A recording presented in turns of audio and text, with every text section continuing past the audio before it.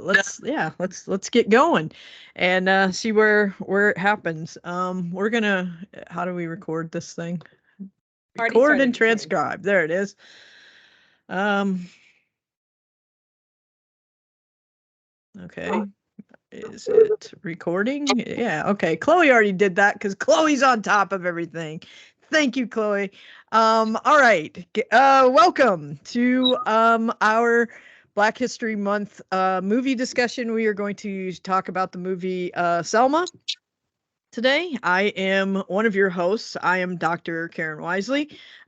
With me is Dr. Chloe Northrop and Samantha Elkins. Also, there's a bunch of other instructors in the room as well, who hopefully will also be adding in information here.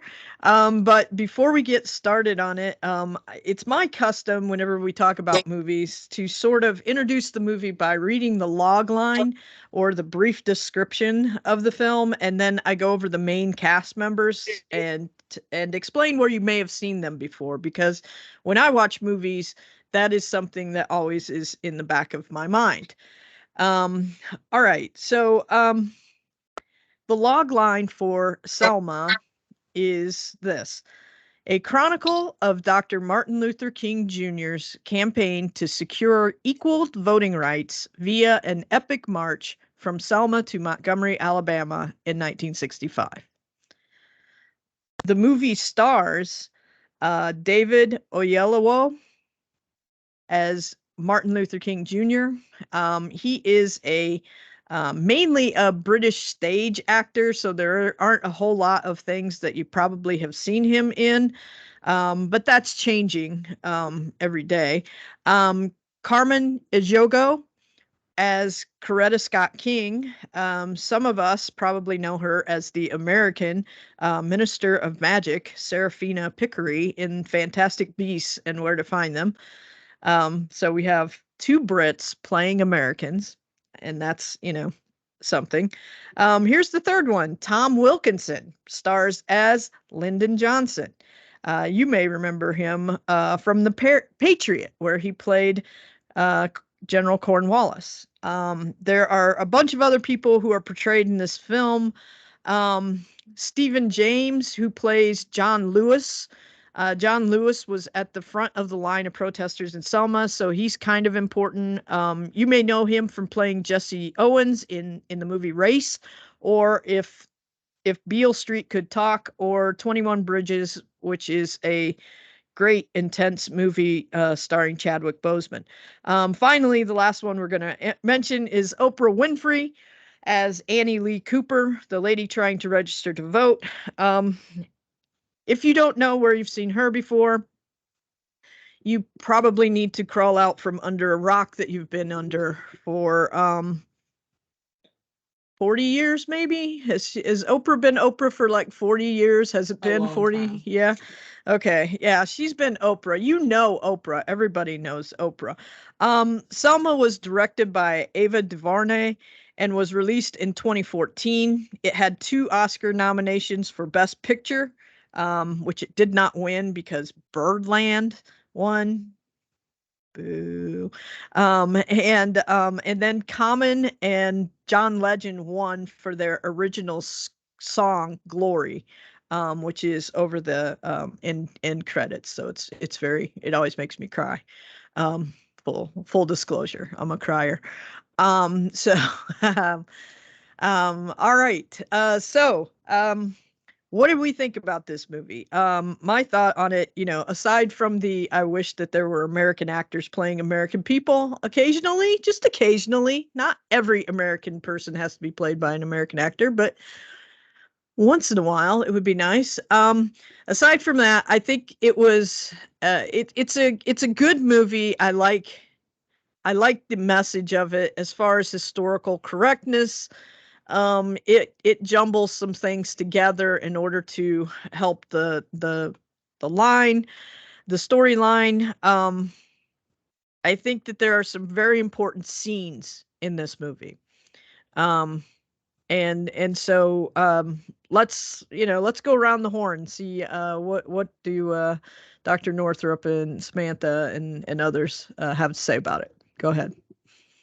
Hello, everybody. I'm Dr. Northrop, and I teach a Connect. Hi to all my students who are here and to everyone else. Yes, this movie to me is it's really powerful. And I did look up, and full disclosure, I study 18th century British Empire. So when I watch these movies, I definitely am looking up to make sure what is accurate and what is not. And I really think that the things that they do perhaps jumble, like you said, Dr. Wisley, sometimes that happens for artistic reasons, right? There's a lot of information that has to be fit in a 2-hour movie, and this is much shorter than the last movie that we discussed in class by a third, really. That was the 3-hour movie. This is now a 2-hour movie. So for any of you who were here last month, we talked about Judgment at Nuremberg, and that was 3 hours, and this is 2 hours. And I think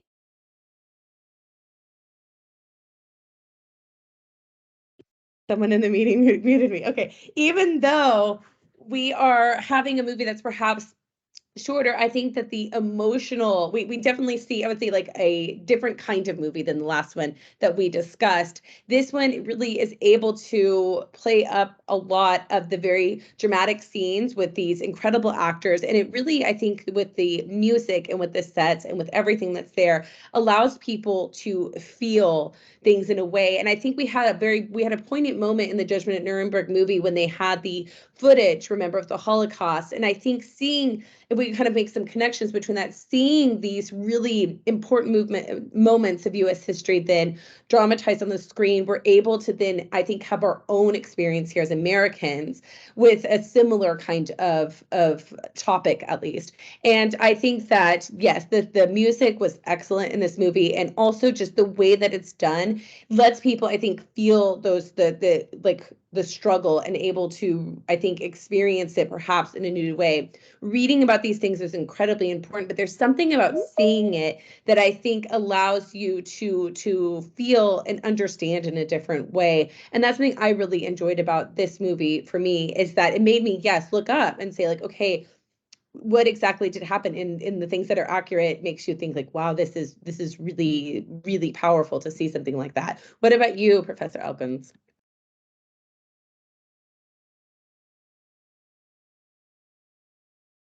Oh, there we go. Sorry, it took a second to unmute myself. No, I fully agree with you, what you were saying, Dr. Northrop, that it's such a poignant movie, and it has so many important points in history, and that visual impact is so important because, let's be honest, so many of us are more or less visual learners, and a movie has that kind of almost, it's entertainment, but you also can get those educational moments out of it, like seeing it, because I can talk all day about what happens, but actually seeing these people going out there and having to literally fight and go through these things, you can really understand the tone of those time periods and just how much they had to face and overcome in order to get something like the vote and just be able to register to vote and everything. And so it does a really good job with that, with some really poignant scenes. There are some liberties taken with certain small moments. It doesn't really bother me too much on most of them because, quite frankly, it's, at the end of the day, it is a movie and it's entertainment. And if it brings people to the theaters and looking it up and learning more about it and making sure it doesn't happen again, then I'm not too upset that, like, oh, that guy didn't die literally 2 hours later. He died 8 days later. Like, oh, okay, that's fine. There's a little bit of artistic license going on there. So I don't have a problem with that. My biggest problem actually watching the movie, because I have to have some sort of, hot take, I guess, is I wanted more. There's so many important aspects to the civil rights movement, and I'm going, oh wow, that was a ton of stuff covered in 2 hours. And I felt like all of it was like slightly covered, and it was stepping in the right direction comparatively to movies and before that, obviously, and everything. But I wanted more. I wanted to learn more about these other people besides MLK. I mean, even MLK himself, it's kind of like, oh, show, don't tell on certain things, in my personal opinion. So it was just, I wanted more. I've laughed that I'm like, can we have like a whole mini series on the civil rights or something? Because there are so many other aspects and so many more people and the individual people, but then going down to like the civilian effort. And you see that a little bit in the movie. And I just really wish we could have seen that even more so, because those scenes that we really do have the historic footage, those are honestly some of my favorite scenes in, I think, every single historic movie that we've been covering this last year. So that's kind of my take on all of it. Are you sure you don't want to say anything about LBJ? Okay, I have strong feelings about LBJ. um, Dr. Wisley has made fun of me for this. If you've ever gone to LBJ's library, this was probably my own personal frustration, but I understand why they did this in the movie. LBJ was a much stronger supporter of the civil rights movement than they make him out to be in the movie. They make him kind of an adversary to MLK early on in the film, and it's very frustrating to me because I've actually gone and listened to recordings of conversations between the two, which they have available online for you with the LBJ Museum. And if you ever, I mean, LBJ Library, and if you ever get a chance to go to the LBJ Library, highly recommend going. I've been to before. I'll embarrass myself. The one time I went, I'm like walking around looking at all the civil rights stuff he's doing. And what happens? I start like full on sobbing, tears streaming down my face, like, oh my gosh. And it's so, so, so, so good. And he's such a huge supporter of it. And so personally, I was very frustrated watching that scene going, no, that's not how that happened. He actually shared ideas on what the civil rights movement could do to really fully gain even more rights and get more traction and everything like that. So it was kind of frustrating they didn't show that, but at the same time, one of the biggest movie tropes we've seen in modern American history looking at like civil rights is the whole white savior trope. And you can see this in movies like Hidden Figures that are really, really popular. And so the fact that they didn't give LBJ that, it means they did avoid that trope. So I'm kind of okay with it, even though personally that like hurts me to say because I really like LBJ personally. So I have to put that out there. Yeah, and it's my job to make you force you to tell those stories. I think we've talked before about how in the previous years before 2014 when this was made there hadn't been any movies that dealt with the civil rights movement, and so when this one got green lighted, however you want to say that, it feels like they were trying to jam everything in one movie because this might be the only one we get. And so there are a lot of people that make essentially cameos. And they have specific scenes in this movie where it looks like we're just going to name all of these civil rights leaders so that you can then go and look them up and see what they actually did. But, like when they went to that woman's house played by what's her name, Niecy, yeah, yeah. um and that they came in and they introduced themselves and it was like, all right, I mean, that's cool. I now know who these people are portraying, and if I needed to, I could go and look up their names and find out what kind of things they had done during the civil rights movement. The one that gave me the most apoplexy of minimizing him was Bayard Rustin, and he wasn't even in that scene. He was on a phone call when the when the footage of the first march was on TV. It was like, it's Byard, tell Martin to learn on the television. And that's basically the only time you see him. And it's like, who's Byard? That would be fun to know, you know. But I love that they got him in there. So that was good. But you know, yeah, I'm with you. There needs to be more of these kind of movies, more you know, that give you more key details about different events. Selma is a very big event, and I'm glad they covered it. I'm glad it needed to be covered, but there are so many like small versions of Selma all across the South that could have their own stories told. So yeah, let's see if we can get some comments. Anybody have anything that they would like to share? Raise your hand and we'll try to make it so we don't have a whole lot of feedback and everything. So um you know, like having one person unmute their mic at once, right? So um hit that little raise your hand button if you have something to say. All right, we have Elizabeth Lewis. Do you want to unmute and tell us what you thought about it?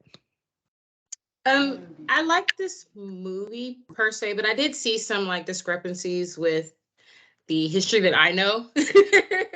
And so I was kind of like, but I do feel like, because through our culture we're taught that LBJ was actually a good person. He wasn't like this, you know, demon president. So I think that I did see that portion. I think it was more or less like a movie plot to show like how politics know what's right, but because they're struggling for their positions, they have to differentiate what their choice will be. I don't think it necessarily was towards LBJ himself. I do like about the whole MLK, and when his wife asked him, well, do you love me? Well, do you love the others? I I don't feel like it's factual, but I can't say because I wasn't there. But I feel like with any important person, there's always some scandal or some, you know, part that's going on. So I felt like if it wasn't proven to be factual, it shouldn't have been. Because it kind of like changed this holier, you know, this holy image that we have of Martin Luther King and his rights. I do feel that it is an important thing for us to know about, just in general, because there are rights just as Americans that we are losing as of today with a lot of things. Like things are changing to a point where it's like, well, what does it mean to be American? What does it mean to say I am a citizen? And that goes for all the races. There's a lot of things that are changing, or decisions that truthfully really aren't open for discussion, even though they're said they are. So I think it brought a light to that for me as well. That's all they have. Mute myself. Thank you for participating, and you know, we appreciate any feedback, and I agree that it's important to learn how rights were fought for and won in the past, because it looks like we're going to have to keep doing this. And so getting, you know, making sure that people see what has been done and what happened in the past, maybe they'll work harder to try to hold on to those rights. All right, so we have oh, Ryan, you're, oh, there it is. Okay. Ryan, Ryan, no last name, guest. Would you like to unmute and tell us what your thoughts are? Can one of you guys see me? Okay. Hey, hi, Miss Elkins. I see you. It's good to see you, Miss Elkins. Well, Hi. well, for my thoughts about like Selma, I mean, I honestly never have seen it before, honestly, but sounds very interesting to watch, and it's very interesting to know stuff about it too, honestly. But I mean, it's very interesting, and then that's why I'm here for.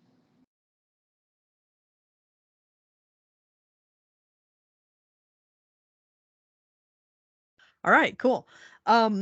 Yeah, it's been very good. Chloe asked in the question, how do we feel about the portrayal of Coretta Scott King?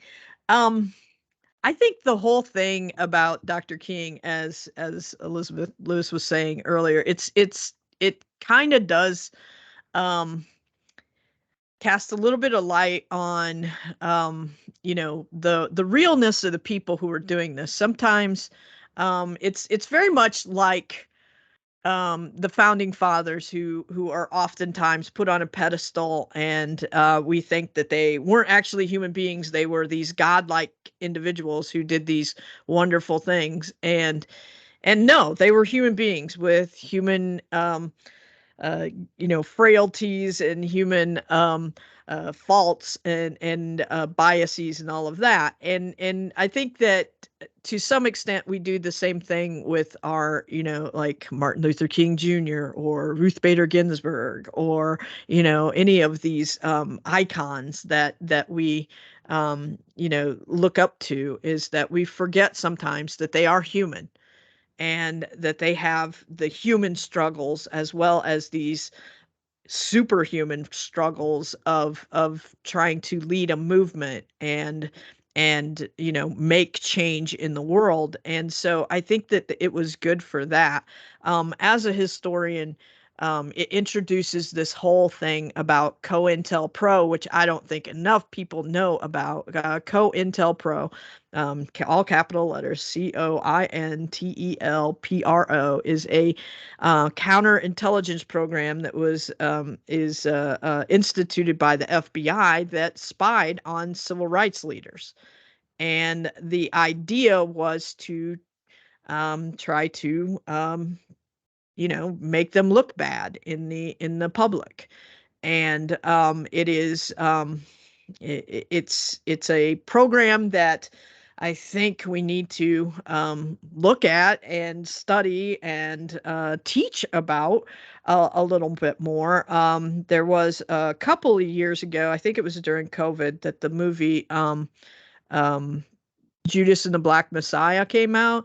And that was about Fred Hampton, the leader of the Black Panther Party in Chicago, who was actually executed in his house by the FBI. Essentially, they came in with guns blazing, and he was laying in bed with his I don't know if they were married, girlfriend, wife.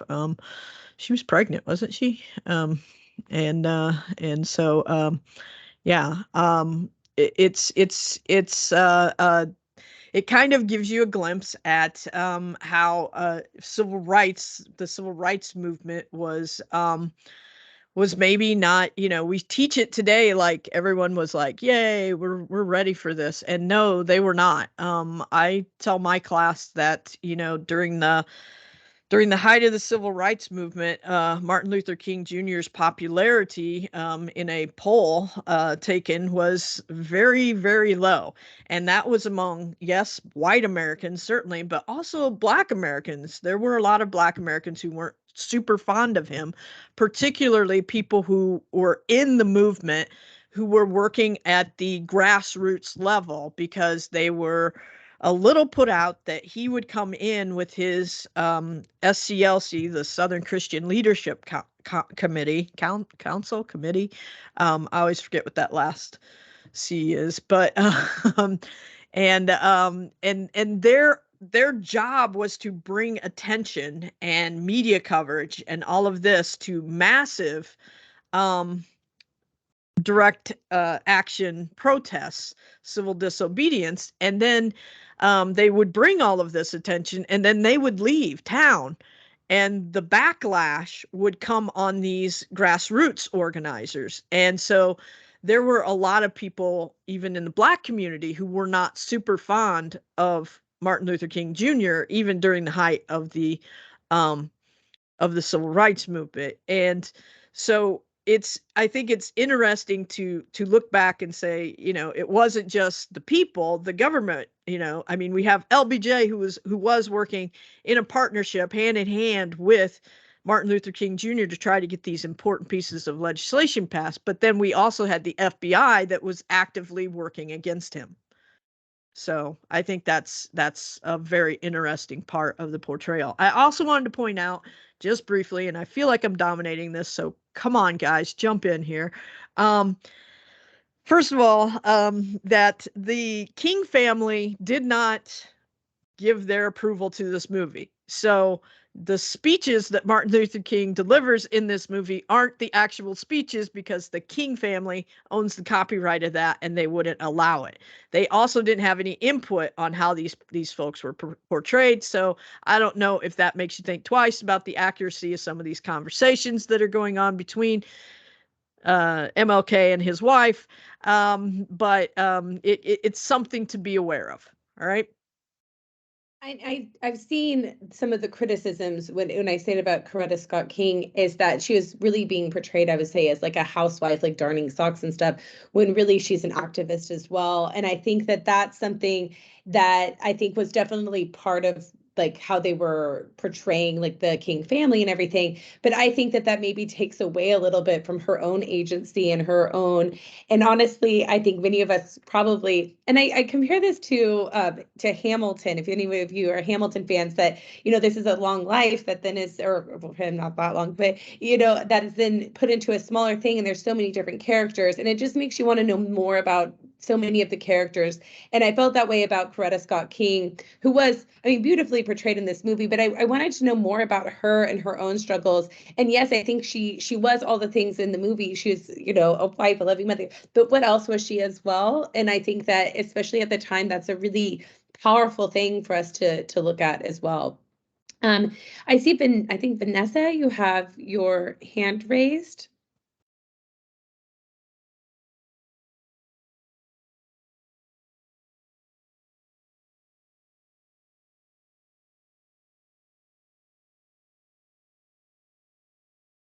Vanessa, did you want to unmute and talk with us?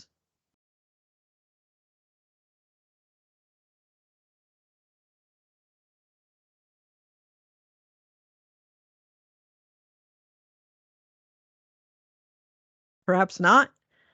Or maybe you're having trouble finding the unmute button. Just give me a heads up whenever you're ready. All right.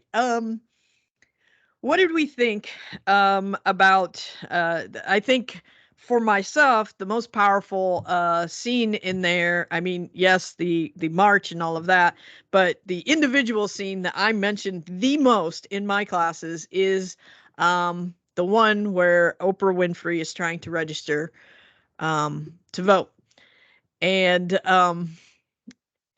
that is, I think, pretty powerful. And who would like to talk about that? Samantha, Mal, Chloe, anybody? I don't want to be the only one talking. Is that obvious? I mean, I can talk about it a little bit. There we go. No, this is such an important scene. And it's nice because it kind of is a jumping off point from what you guys were talking about with just looking at women in general and their role in the civil rights movement. That's actually one of the problems in this movie, is once again, we want more. It kind of, we see some really great scenes with these different women. And probably one of the most poignant scenes is Oprah Winfrey's scene, and the fact that she's the one to strike the police officer and everything like that. So you have this agency of women. And then they kind of disappear into the background for the rest of the movie. And you have this other moment of like, well, where's the women? Like, I very much, especially when all the men are talking, even when they're meeting up in different places, I'm like, where? Like, I'm literally looking around on the screen. Oh, and then they're going to turn the screen around. And it is frustrating because their role is a little bit belittled in this movie, unfortunately. But like you said, probably one of the most poignant scenes is that it's right at the beginning. It's not the opening scene, although the opening scene we should also mention because at some point we need to talk about that. But it's such an important note to see all of the hoops, basically, these people would try to jump through and just how many times these registrars would be like, oh, well, now you have to name all, is it 62 or 67? 67. Oh, thank you. I can see 7 now. People holding up fingers. Thank you. Yeah, 67 individuals. And yeah, is anyone in this whole group here able to do that for like Texas? I know I can't. I don't think I can name the one in my county, so no. I have no idea. I'm like, definitely not, yes. So it's very, it's poignant. And the fact that you can tell this is not her first time to try to register to vote, that she knows what questions they're going to ask, but then they ask another. And I think it's indeed that it's like her 5th time, or that she tried 5 times without success early on before the Voting Rights Act.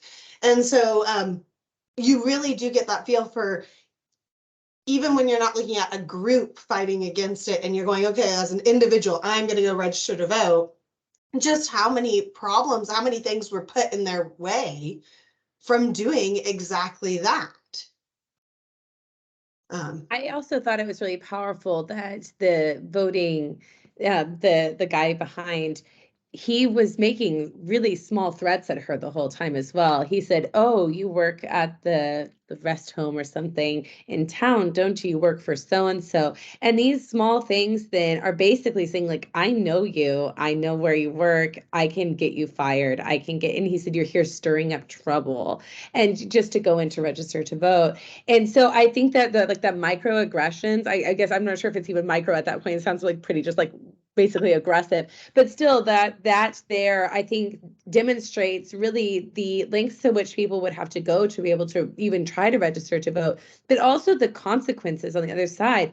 You could, let's say, lose your job. And I mean, like, those are the small things. I'm not talking about the other ramifications where you're like, you could be like bodily injured as well, but all these other things that are surrounding that are so risky just to be able to go and be able to register to vote.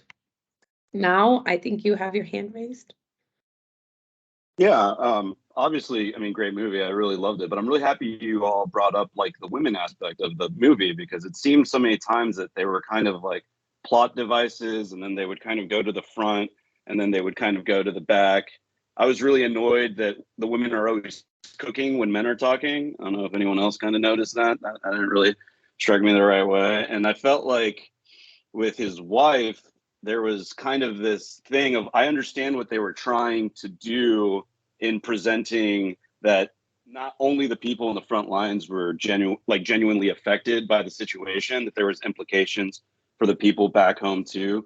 But yeah, I'm with Samantha. I want to see more of that. And what about their voice? And how are they affected outside of just the men? How the men would be affected, and then they would be affected. So yeah, I'm really happy you guys brought that up. Thank you for doing that. Right, Titus? Hi, can you hear me? Okay, perfect. I'm Titus Milan. I'm in History 1301 class. I think it's Casey Mitchell who's my teacher. So I think I really love this movie. I think it was a really tough watch. Obviously, the bomb scene at the beginning was very, very difficult to watch. I thought that I'm a light-skinned Black person. So my father's Black and my mother's white. And I think there was a scene between Dr. Martin Luther King Jr. and his wife where she it was when she found out he was cheating, or it was presumed that he cheated. And she mentioned the threat of death, how she'd always feel this kind of like impending threat of death. And it kind of made me think like it is like I feel grateful that I'm able to walk around, just go to a coffee shop and go to the grocery store and not feel that impending threat of death. And one thing I always think is like sometimes when I think about the civil rights movement, sometimes it kind of feels like, oh, these people were like standing up for, like Black people were standing up for what they believed in. But it's more like I was just standing up for my right to like be an equal human in this society, and how terrible of a life it is to actually live that way every day. Like I always think like what would someone like Martin Luther King Jr. actually be doing with his time if he was actually able to be, what could people actually contribute to society if they weren't like oppressed as heavily as that. I think it was a very difficult watch. I thought I'd have more to say, but I don't think I do. But I really enjoyed the movie a lot, and it was a tough watch. So yeah. So several of you have now brought up the opening scene of the movie. I would love to talk a little bit more about that. Elizabeth, do you want to jump in right now, or do you want to? I would love for you to talk, and we can pause that as well and talk about that in a minute. It was actually about the bombing of Birmingham. Sorry. No, So that's I perfect. actually read a poem about it. And it was from the mother's perspective of like preparing her daughter to go. She felt that she would be oh, sorry. Can you still hear me? Okay. She felt that she would be more safe at a church versus going to go march with Martin Luther King. And so when I saw that, I was like, whoa, like, where you thought your children would be safe, they're talking about these activists that they want to grow up to be like, or how they're going to get their hair like Coretta Scott King. And then you just see an explosion. And I think for me, it was like, oh wow, like like it didn't just affect the adults, like it affected people that had nothing to do or hadn't even lived their life yet or hadn't made their point. Like the young man who got shot, he hadn't even made his point to live life. He was young. um so that's what I have to comment on that. And then, I mean, can I say about another scene? Okay. So the other scene for me that like it I wouldn't say it opened my eyes because I knew about it, but it made me stop and think, was the scene where the priest was killed, Priest Reed, because a lot of people they based the civil rights movement just on the Black culture, and it involved a lot of people. It involved a lot of races. It involved men, women, children, Blacks, whites, you name it. It involved people in general that said, hey, we're going to come in unity and say that this is not right. And I feel that it was most important because it was I guess you could say a time of communion, but it was a time of unity where everybody said, hey, we're going to come together and we're going to agree on something, which is something that a lot of us now we're lacking. Like, I'm just saying, like, as a nation, like when we hear about something going on, it's like, well, that doesn't have nothing to do with me. But we don't realize like that it still affects us in some percentage. In some percentage, the effects of that is going to become, if not our problem immediately, our generations after us. And so those two moments were important to me because it showed like how it just didn't affect just the immediate people, but it affected everybody that was involved. I think that's such a really beautiful point. And I think that perhaps there were those who felt like maybe their skin color could protect them by going down and doing something. But it showed that in these places, that it was not, a barrier for the KKK or others with ill intentions to come and do harm and literally kill people as well. Tammy, you have your hand raised.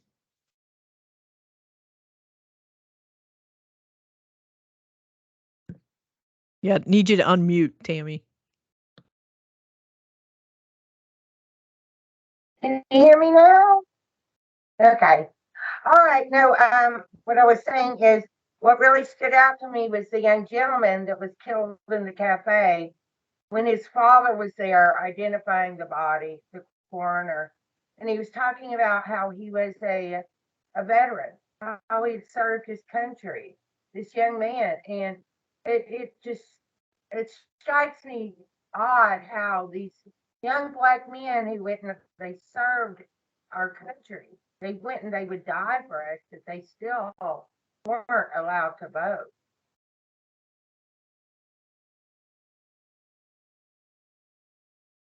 Yeah, I think that's a very good point, and it ties in with it was the timing of Selma was that he had just gotten the Nobel Peace Prize. MLK had, right, and in his speech taking or receiving the Nobel Peace Prize, he he spoke out against the against the Vietnam War for the first time.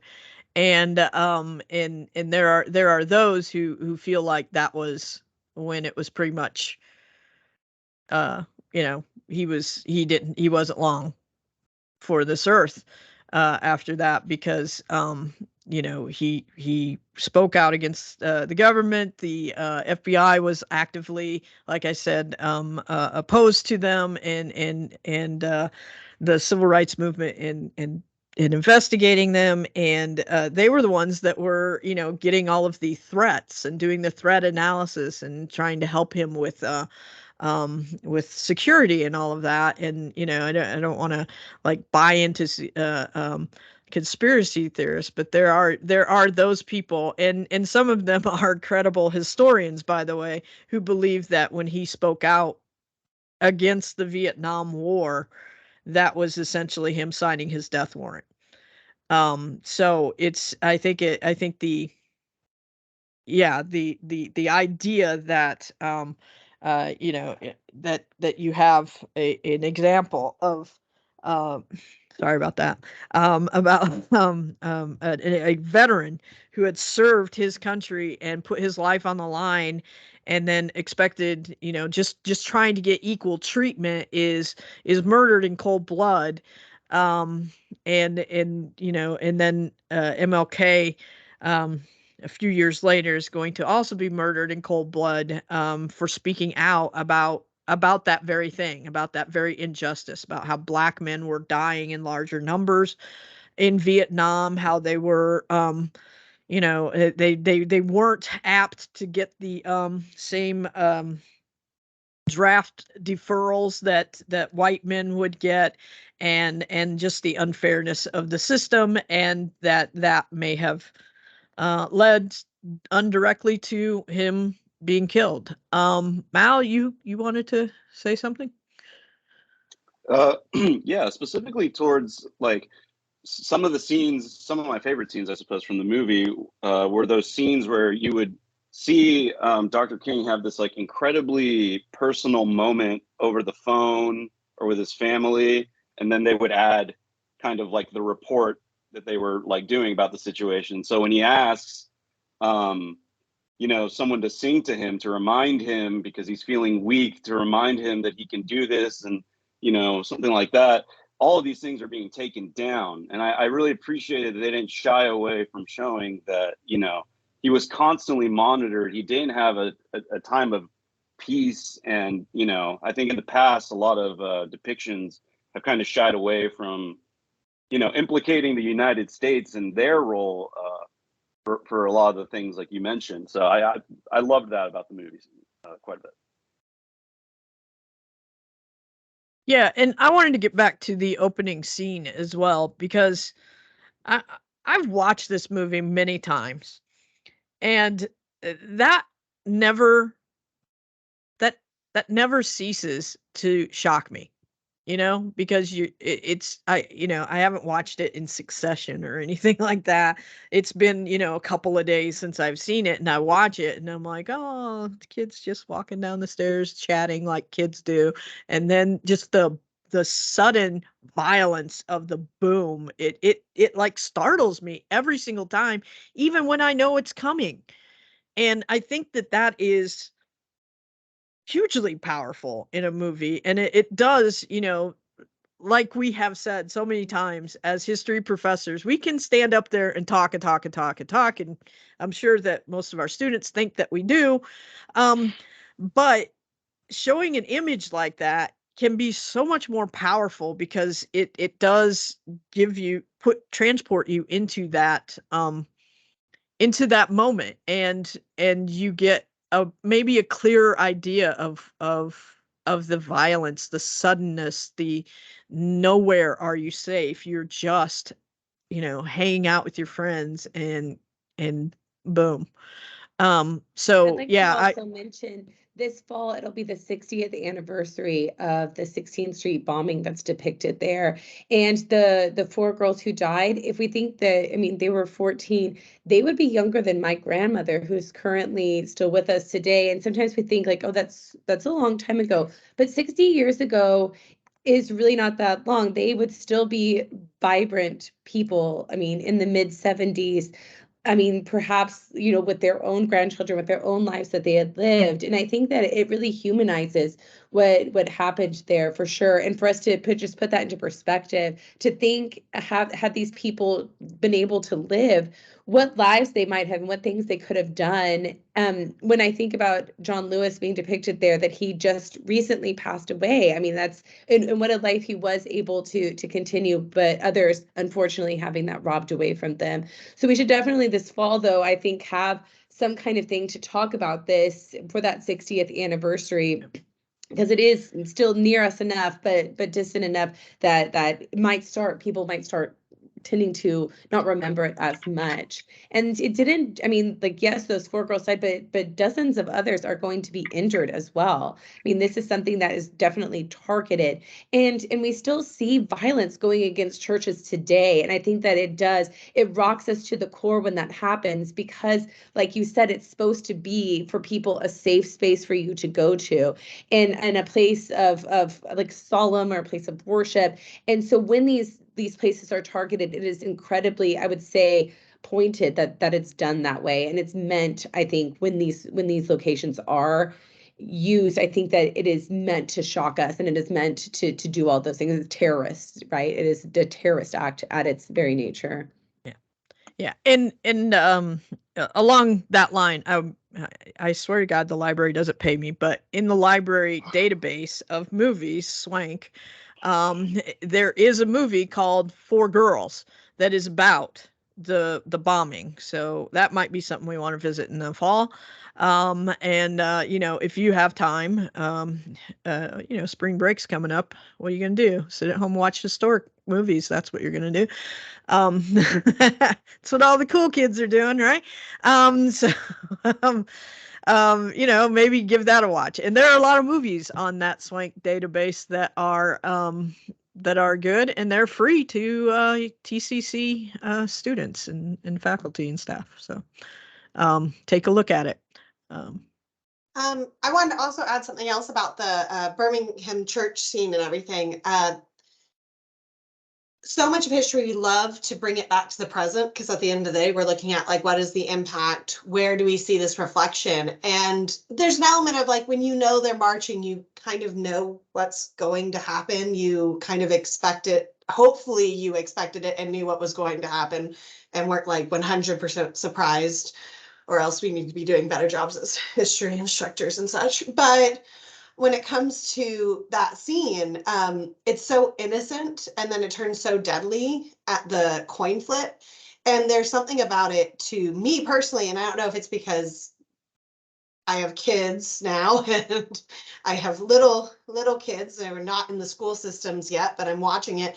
And we talk about like modern day trauma in the United States. And so much of it happens in places like that.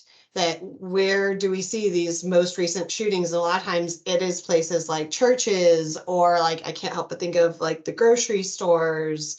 And then of course, like schools and everything like that, where in many ways you could talk about the same thing is going on, that we have this flip of the coin moment, that these are supposed to be safe spaces, especially like, you're not necessarily going for a protest march in the grocery store most of the time. I don't think I know of any that go there. And so there is this element of that you don't expect that violence necessarily to occur. And so I think that is one reason that scene is so poignant, and so just it hits you every single time and shocks you, because you don't want that to happen per se. I just wanted to add that little 2 cents, thinking about today, modern America, and thinking about things that still occur in our life now. Oh, hey.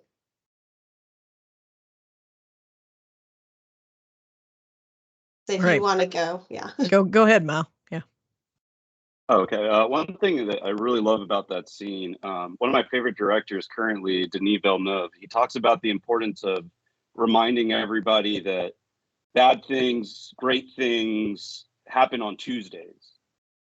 Boring day of your life, on the day that you just, oh man, that have this whole week ahead of me, and then boom, you get into a car wreck or something like that. And I think that one of the great things that I really appreciate that is that it reminds people that when bombings happen, when hate crimes happen, people aren't prepared, people aren't expecting it, people are just living their normal lives, and then boom, all of a sudden something terrible happens. And I really appreciated how sudden and intimate that moment was from a filmmaking perspective, because I feel like sometimes it's so easy to leave out the conversations that children would be having, to leave out, the aftermath, and then seeing these, their bodies and stuff like that. And wow, what a great scene. And I feel like to add to that, just because you said like things happen on a Tuesday, we should probably mention that today is the 1-year anniversary of the start in the war in Ukraine. And so there's something poignant about that kind of violence that obviously they were not expecting that 1 year ago per se, the same way. So just kind of want to mention that. Yes, to the students who are asking, yes, the form is going to be posted here in a few minutes. There's so many really wonderful things in the chat about how you were moved personally by the movie. Vanessa, would you like to talk? Oh, raising your hand. Yes, it's just that I was trying to do it. I think the connection wasn't allowing me to do anything. So, I really liked the movie. I did watch it way back in, I think in 2017. And I was glad again to watch it. So I could say that one thing that I liked is how the church actually means a lot to the Black community, and how a lot of ideas and a lot of like the fact that they could find comfort and kind of like go away from what was happening, and also like share ideas, share a lot of so yeah, it's a good thing to see that how the Black church has help with the community. Yeah, that's what I was just saying. Thank you so much. And I think like absolutely right. And we do see these churches being a place to meet in several of these different scenes and in different locations as well. And it's just like these spaces that are supposed to then be safe, and yet, like as the opening scene shows us, that really in a place of violence, no place is going to be safe in the end.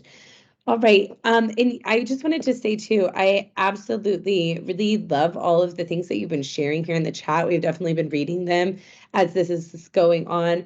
And I think what you're saying, Alphonse, in here about the scene on the bridge. There's certain ones I think that just really pop out in the movie. Of course, we were saying the initial scene, but the scene on the bridge as well is one of those that I think is one that really resonates. And when we saw President Obama walking on that with John Lewis as well, years later, I think that it was such an interesting, I think, moment then to remember that and then commemorate what was happening in the present at the same time. And that being, yes, that being then this incredibly important moment in US history, and one that is then invoked later on in such a powerful way.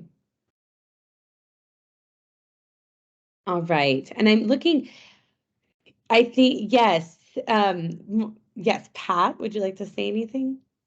It's Pat. I'm here. First off, can you hear me? Yes. Chloe, Samantha, Karen, thank you guys. You're always the best at this. The scene it began with the bridge, but it wasn't probably a significant scene of bridge. But the one that got me is when they approach in the bridge and the camera pans up, Edmund Pettus Bridge, and I thought that's really.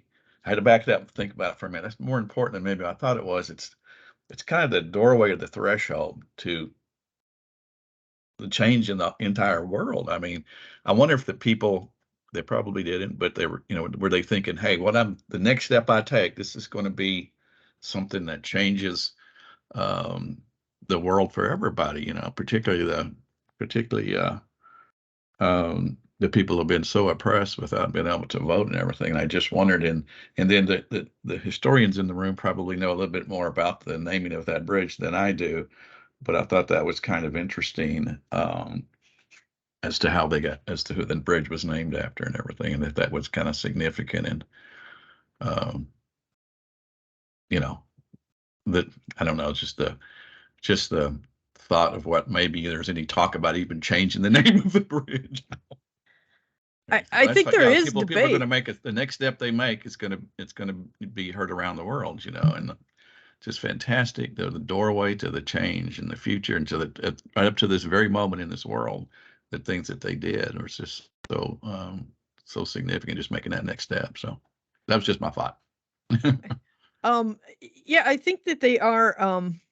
There's been debate about whether to change the name of that bridge, because on the one hand, it was named for a member of the KKK, right? And on the other hand, it has a completely different meaning now. And Correct. I think that more people recognize the name Edmund Pettus Bridge as being part of this Selma match or march than like probably know who Edmund Pettus was. And so there's a lot of debate going on whether should we leave it there because the iconic photographs and everything of the march show the name, or should we change it to try to, you know, stop honoring this dude.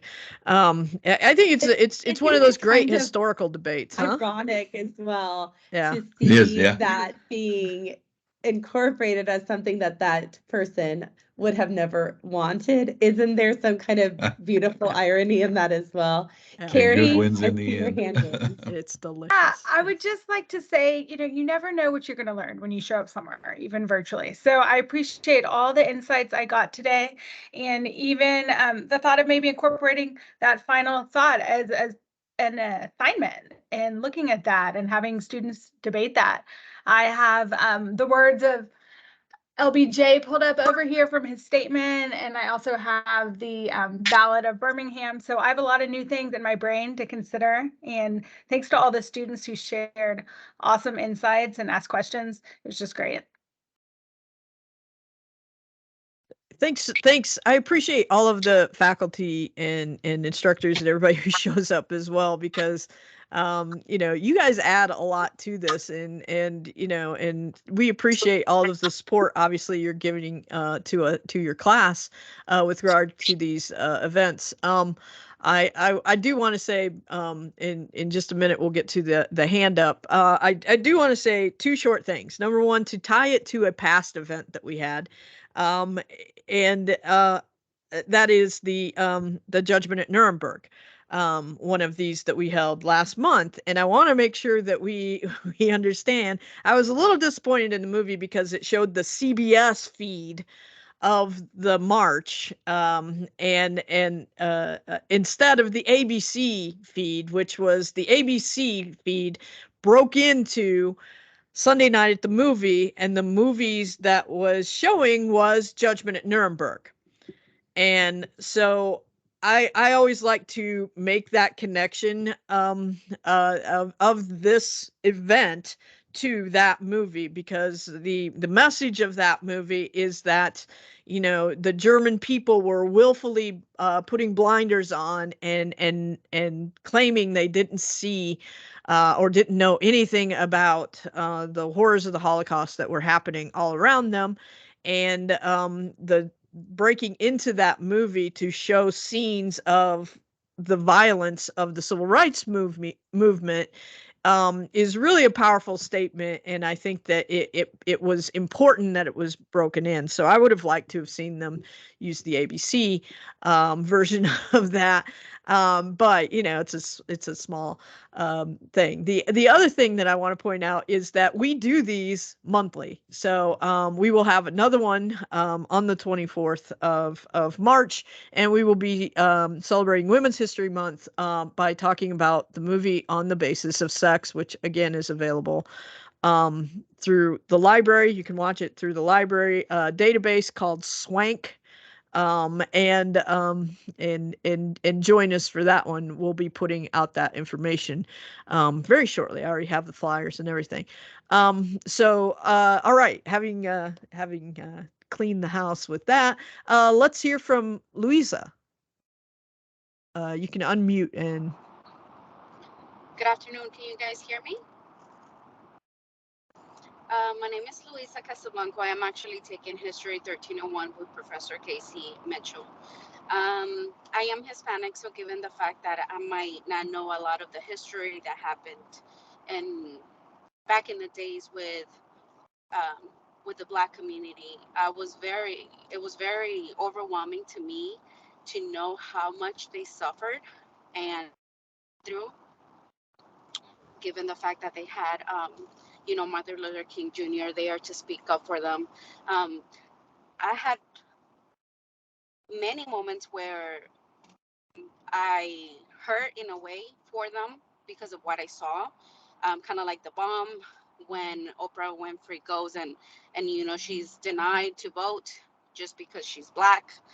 So all this matters and all these facts really, really got to me to know that they went through all this racism and they were pushed away and they were turned down because of their color.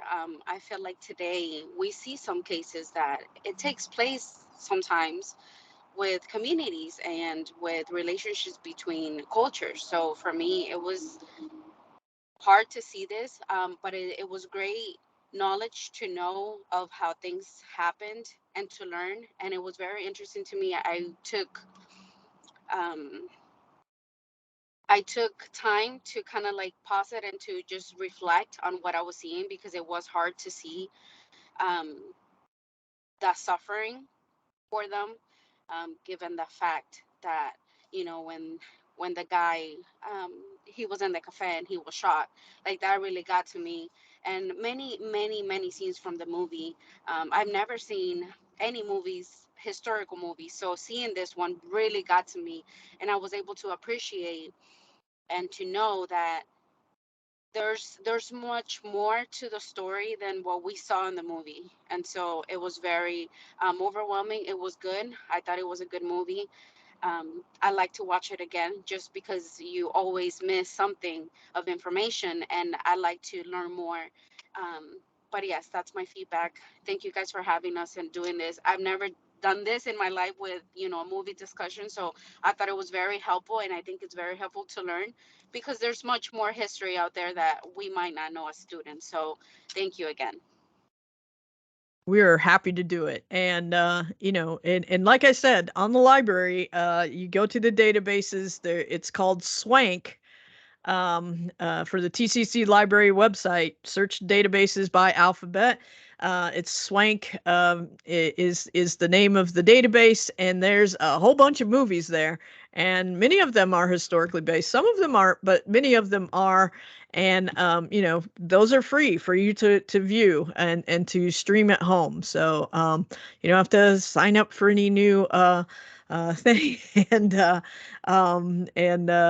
It's and you can watch all of those for free. And if you have questions, I'm sure that about any of the movies that you watch, I'm sure that you can talk to either your professor, or you can always contact me. My name is on the flyer. My email address is on the flyer. Samantha Elkins is and Chloe. That's those are our email addresses. Our first name dot last name. Yeah, you can certainly contact us with any kind of questions that you might have. All right, Tammy, you can go ahead and unmute. Um, for Marshall, I had, and for everybody else, I had this conversation with my roommate about whether the bridge had been renamed or not. I thought I'd seen that it had. And actually, the Alabama Senate voted 23-3 that would change the name from just the Edmund Pettus Bridge to Edmund W. Pettis Foot Soldiers Bridge. So there you go.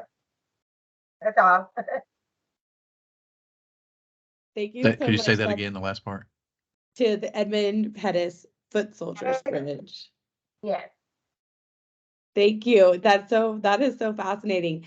Thank you to all of you who came to participate today. I've also posted a link for a Google site that we have that has information about upcoming events, but also recordings of past events as well. If you enjoyed this today and would love to be able to see some past events, please go and visit that. There's also information about another Women's History Month event that we're having next month on the 50th anniversary of Roe v. Wade and the Dallas connections that case has, as well as some other interesting upcoming events, both virtual and in person. And Dr. Wisley has also posted the movie database in here, so you can all visit. Again, you can just sign in with your TCC email address and username and password, and you're going to be able to see those movies for free. And we are going to post that attendance form one last time in here as well. Please fill it out. Also in that attendance form, let us know if there's any other events, any other movies you'd like to discuss and like to see. We are so looking forward to having and hosting you all again. Dr. Wisley, do you want to say something real quick about the podcast that you mentioned? Oh, yes, indeed. Professor Elkins and I, and others, we are open to many others joining us on this, are doing a little podcast. We're calling it Watch Wisely. And we discuss a lot of these things. It is available on a YouTube channel. I know you're going to ask me for the YouTube channel, and gosh darn it, I should have probably already had that up and available. Hang on, I just sent it to Mark Reed the other day. Here we go. I might have it, and I will post that. The link to the YouTube channel will be in the chat. That will have the